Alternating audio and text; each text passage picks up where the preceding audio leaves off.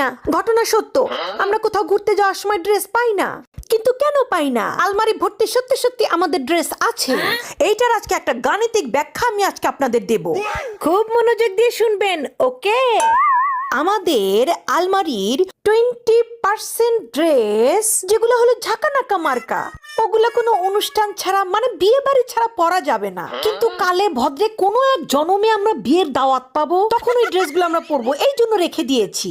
আমাদের আলমারির 35% ড্রেস এখন আর আমাদের হয় না, তারপরেও রেখে দিয়েছি।